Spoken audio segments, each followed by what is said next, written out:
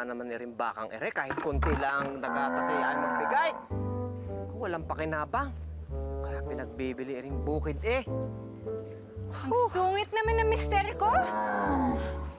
Oh, lalakad ka diyan. Oh, Dinalan kita ng tanghalian, pero mukhang wrong timing naman yung pagbisita ko. paano eh? Nag-usap na kami ni Tio. Pagbibili na raw iring bukid, nagkabayaran na ng buyer. Huling araw ko na raw ngayon. Wala na nga akong trabaho bukas.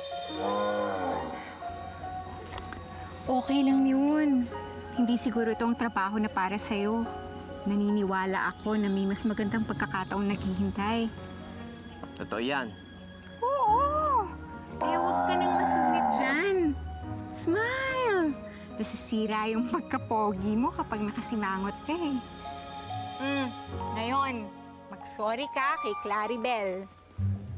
Claribel? Sino Claribel? Etong baka mo! Hindi mo alam na Claribel ang pangalan niya? Ay, no. Kaya naman pala ayaw kang bigyan ng gatas eh. Biruin mo, panay ang paggatas mo sa kanya tapos hindi mo man lang pala siya kilala. Claribel, pasensya ka na sa mister ko, ha? Anong sabi mo? Na mabuti na lang na matyaga at mapagpasensya akong asawa? Naku, tama ka dyan, sister. Heri, asawa ko, hindi ko maintindihan.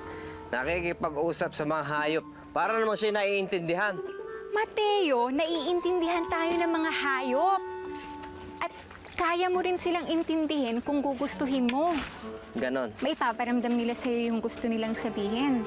Katulad itong si Claribel.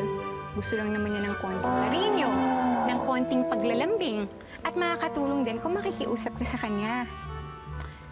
Claribel.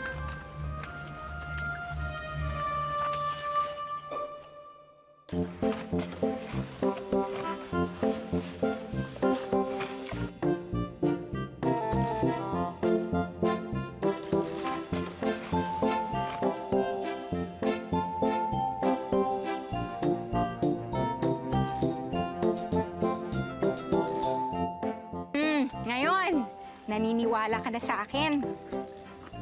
Ang mga hayop, para tayong mga tao din, nangangailangan ng atensyon, malasakit at pagmamahal.